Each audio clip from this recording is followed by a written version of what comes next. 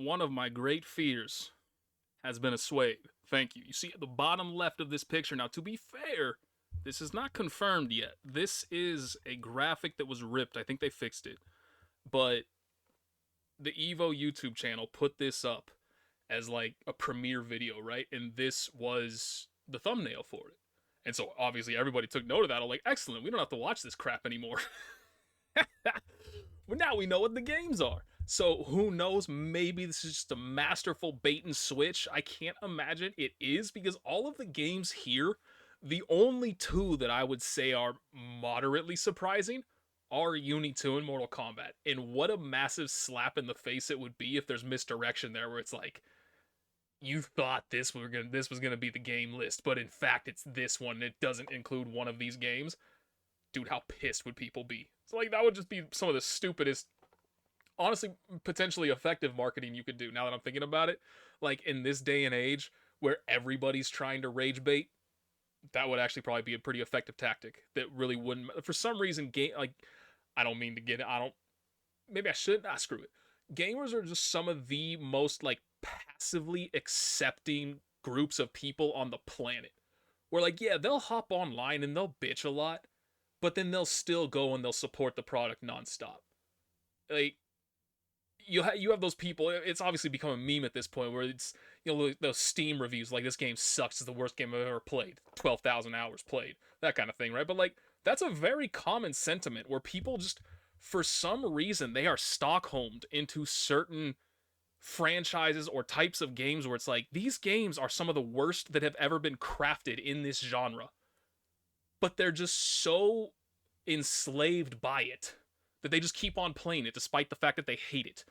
And I just don't understand it. And so it's that kind of thing where it's like, the rage bait marketing would actually probably be effective, because you're not going to lose any of the audience that was already going to watch this, and maybe the drama that pops up puts more eyes on it that doesn't care about the drama, but they see it and they're like, oh, I didn't know this was happening, let me go check that out, that kind of thing.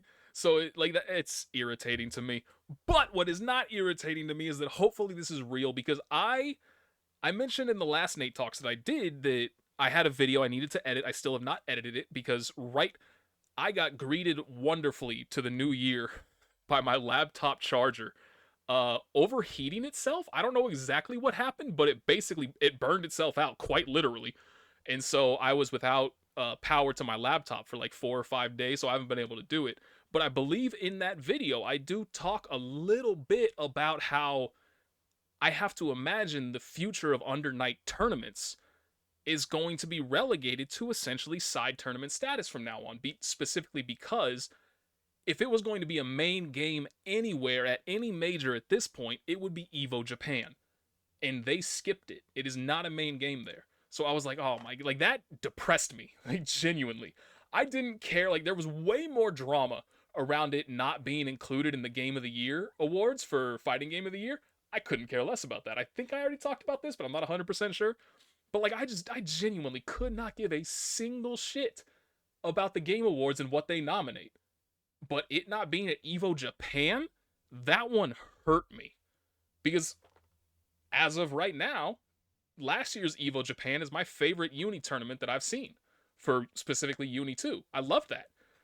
So I was really hoping to see a run back, and there wasn't. So I was like, oh my god, like, is Uni tournament wise, are like my hopes and dreams of seeing international Uni competition truly dead at this point?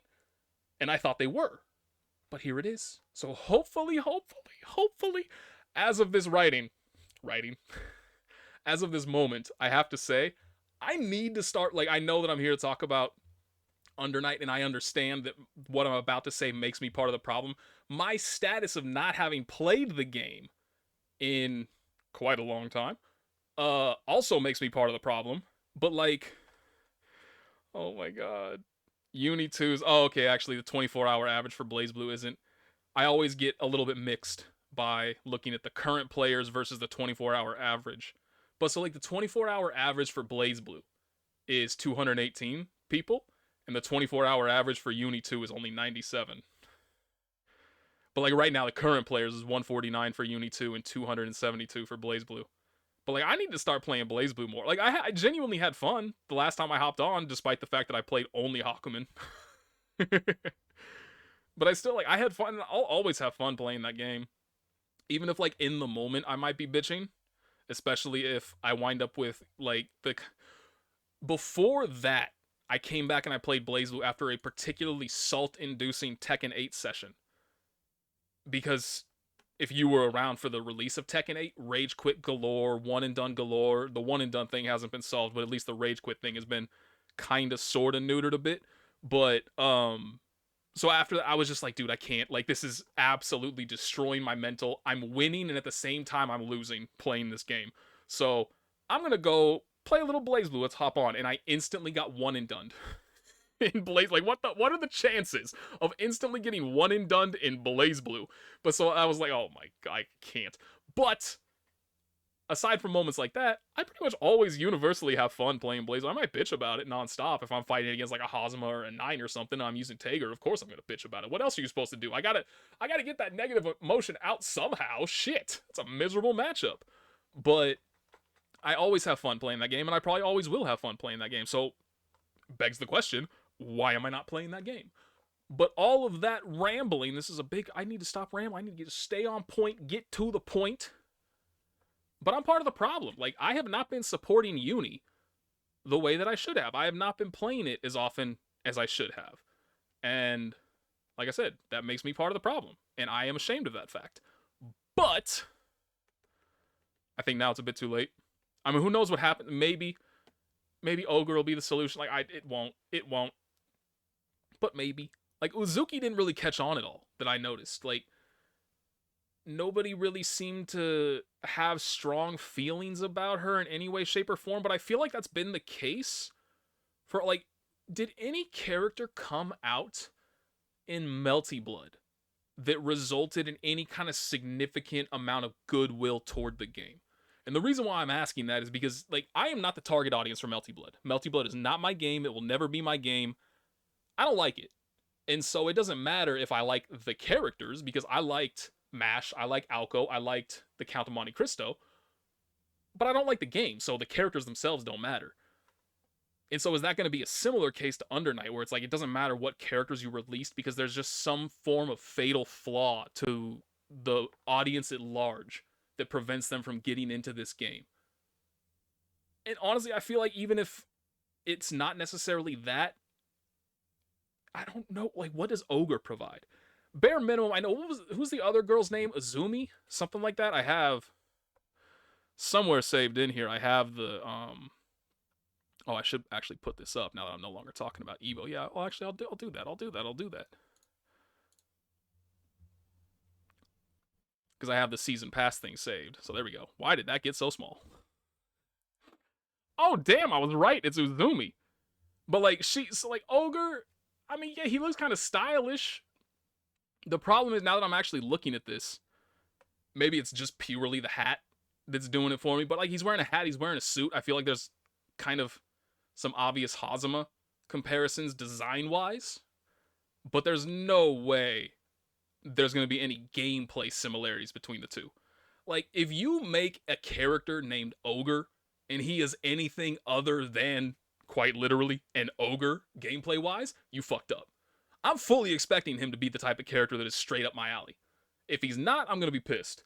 But Izumi, I think, is the type of character visually that would draw people in, whereas Ogre is just kind of like, whatever. I don't know. I could be wrong on that fact. But suffice to say, like, I looked at the statistics. This was all part of what was going to go into kind of like the state of UNI2 video that I was going to do that I wound up not doing. But looking at all the bumps, and so, like, yeah, every single time that Melty Blood dropped DLC characters, and the same thing happened when Uzuki dropped, there was a very brief spike in popularity, but it dwindled so fast. Like, it didn't even take a week for it to just drop back down to its normal numbers. And so, like, there's just some form of fatal flaw to French-bred games that prevents people from sticking around for the long term. And, like, I want to know what that is. I want to know how to solve that. And this is all some stuff that I kind of discuss a little bit in the mythical video. I'm building this up, and there's no way it's gonna wind up meeting any kind of expectations. But regardless, I do talk about that in that video a little bit of like, why didn't, because Melty Blood had a way bigger chance than UNI2 ever did to pop off and really put French bread on the map, and they failed to stick the landing. But it's just, I mean, I already talked about it a little bit, right? UNI2 was my dream, it was my hopes, and it just failed to take off. And I really wish it did. But so, again, that does beg the question of like, okay, this entire time, like, yeah, sure, UNI2 dropped popularity-wise way faster than you wanted it to, but at the same time, like, Blazblue's still doing decently well. Like, it's not horrible. It's kind of at the same level, now that I'm looking at all this, it's almost at the same level like KOF 15, Granblue Fantasy Versus. Like, it's doing okay. It's certainly, it's certainly not popping off in the manner, you know, like, obviously, I feel like if you're a fan of anything, you want to see Street Fighter 6 numbers for every game that you play, that you're interested in. That way you're constantly fighting different people. You're able to hop on pretty much any point in time in the day and play against people, that kind of stuff. Or if you really, so like, just again, it's always funny to me to compare fighting game numbers to like quote unquote normal game numbers, because games that I feel like are like, yeah, these are really solid games and they're decently popular, but I wouldn't really consider them to be that significant. Yo, Counter-Strike 2 has more people than Marvel Rivals. Marvel Rivals is dead.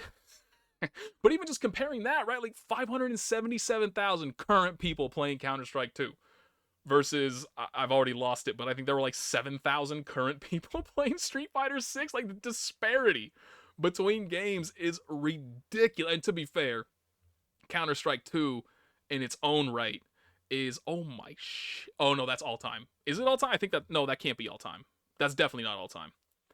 So Counter-Strike 2 at its peak during the day had 1.7 million concurrent players. Holy fuck.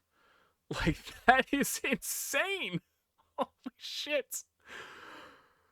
And again, you compare that to Street Fighter, where I think like Street Fighter Max is like 26,000, which is generally like, because the Japanese population is way higher, or maybe even just the Asian population in general is significantly higher than the Western population.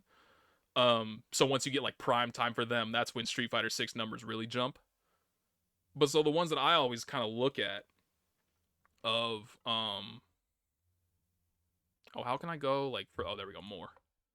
Because I like to scroll down until I start seeing games that like I actually play myself, because like none of these, I guess I should show this off. Nah, because if I do that, I'll have to edit the video, and I don't want to do that.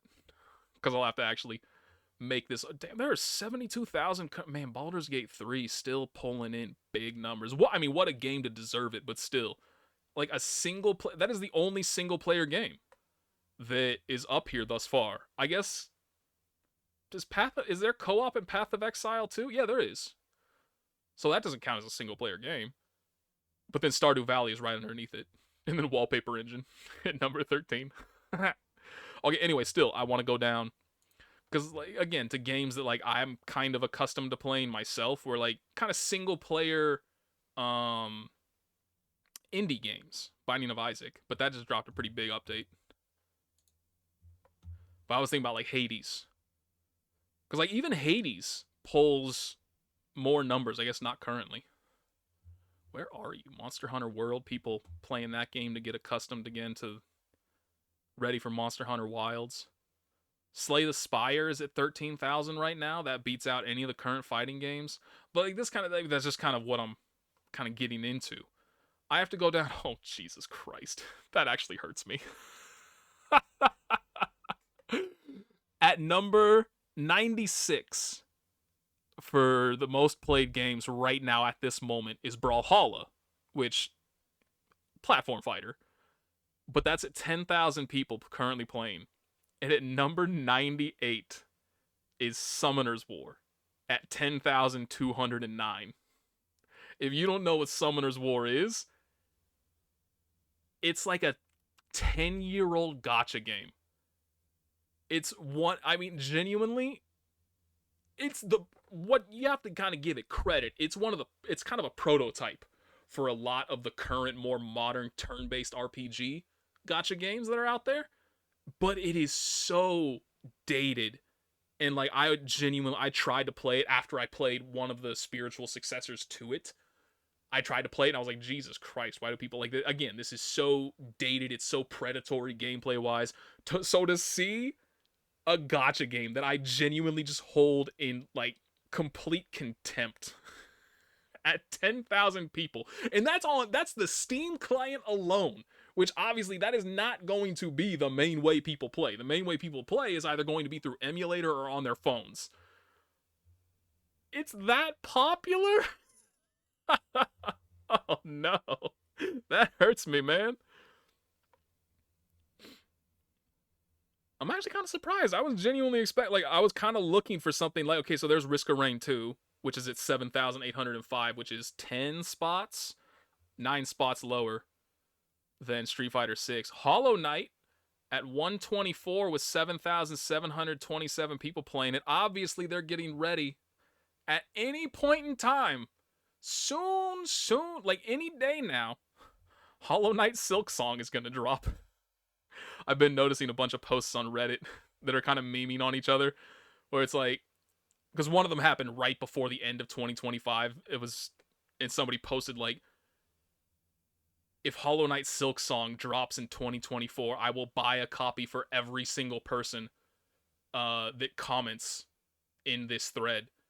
And so right after that, somebody else posted the exact same thing, but in 2025. That's how little faith people actually has, that they're willing to meme and say, I will buy. I mean, obviously there's no binding contract behind that, but just saying like, when Hollow Knight Silksong drops, I will buy a copy for like the 15,000 people that are going to comment in this thread. Good luck.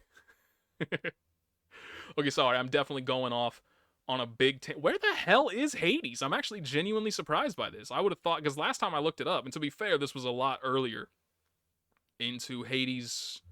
Well, no, this was when, I think the last time I did actually look at this to kind of try to get some kind of comparison, it was before Hades 2, and I was looking at normal Hades, and it was decently, okay, I must have missed it, because normal Hades has 4,000 people playing it. Okay, now I need to look this up. What the hell is Hades 2 at? Does Hades 2 not get counted specifically because, or am I just fucking blind? It didn't even show up. Is it just not here? Oh no, there it is. There are less people, that's interesting. There are less people playing Hades 2 than are playing Hades. Like, I know Hades 2 is an early access, but there's so much content. And I haven't even played it myself since they did a pretty massive update, which included, I think, like an entire new region and a half or something, multiple new gods. So I'm genuinely surprised that there are more people playing classic Hades than Hades 2. Okay, anyway, enough of that. Because that's enough of a tangent. See, like I said, I need to be far better at staying on point and not rambling. But rambling is what I do, and I do it well. But all of that to say is that just, you can't expect the kind of numbers, even for basic games. Like, dude, I would kill to have 4,000 people currently playing UNI2. And yet, that wasn't even, I know I said I was done with the tangent. But, like, Hades came, when did Hades come out? In, like, 2016 or some shit? I was way too old. Apparently 2019. But so its absolute peak, that's lower than I thought. 54,000. I mean, that's plenty of people, but that's kind of, because, when I was doing all that stuff, the all-time peak for, like, Dragon Ball FighterZ was 44,000, I want to say. Guilty Gear Strive was, like, 31,000. So I definitely would have thought a game with the reputation of Hades would have had a bigger all-time peak than that. I'm kind of surprised. But, again, 4,000 people currently playing it. That is better than any fighting game right now, aside from Street Fighter 6. Like, every other game, and I guess, again, Brawlhalla, but I don't... Fuck Brawlhalla. That's by Ubisoft, and fuck Ubisoft. Anywho, like I said, dude, I would kill for 4,000 people to be currently playing whatever fighting game I give a shit about. I would kill for that. I would love that. But the peak for UNI2 was like 2,200. Didn't even reach the 4,000 that are currently playing a 6-year-old game. I guess 5 years old. Damn, dude. God, like I said, I would kill for it.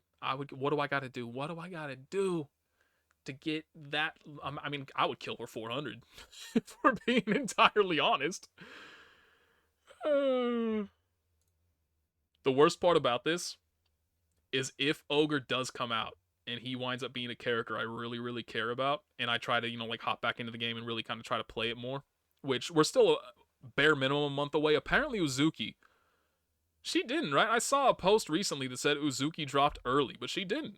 She dropped it like the first week of August, right? She didn't drop in July. I'm fairly certain. Maybe she dropped at the very end of July. But either way, it was a close thing. But, like, I mean, we've had no news about Ogre. Recently, I've actually seen Kimone. This goes into, I'll spoil. Will I spoil? I won't spoil.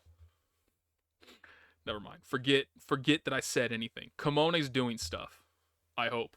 They have to be doing something, man. Like, French Bread has to be hard at work at either a sequel to Melty Blood, a massive update for Type Lumina. Like, I don't know, but they got to be hard at work. There's no other reason for there to be 6 months in between each DLC character.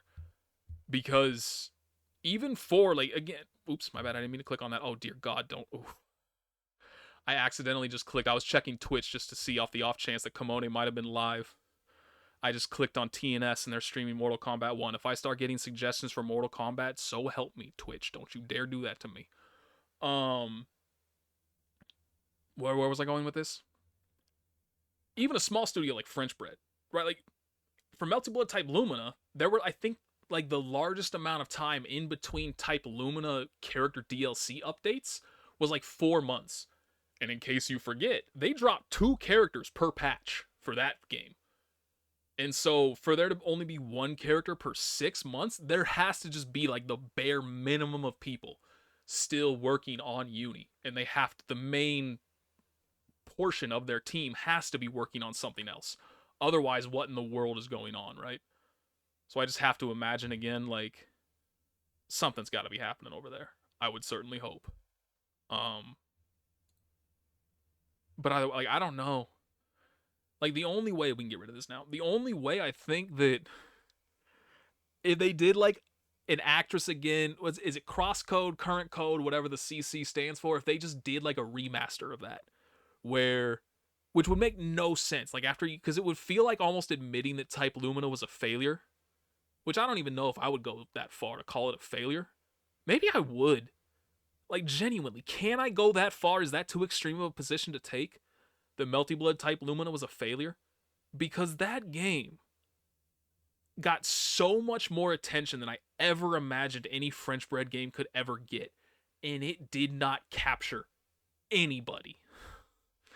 Like, it had almost 14,000 people playing at peak times. Again, 14,000 people at peak? Comparison to 2,200 of UNI2?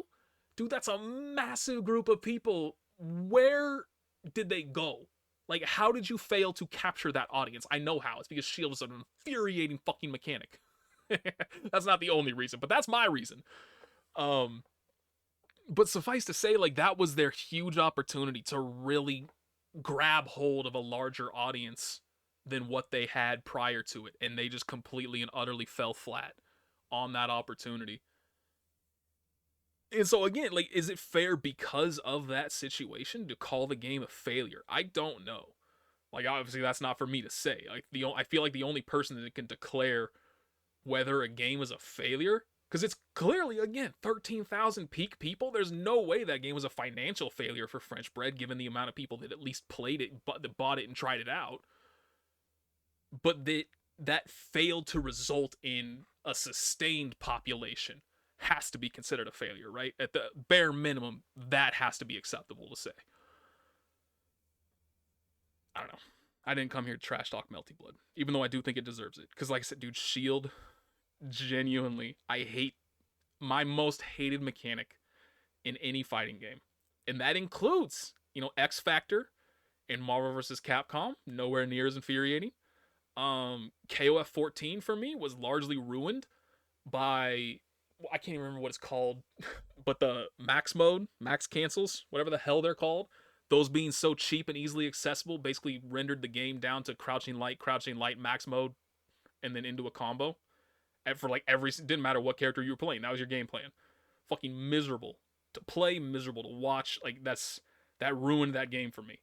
That I'm not a big fan of the drive system in Street Fighter 6, not a big fan of the heat system in Tekken 8. Like, I mean, the list goes on about universal mechanics that I'm just not a fan of. But Shield is the only one that like genuinely angers me. That one actually just pissed me off on every single level. And so it just like that ruined the game for me by itself, which is wild. Okay, like I'm not here to talk about trash talk Melty Blood, so let me trash talk Melty Blood for like 2 minutes.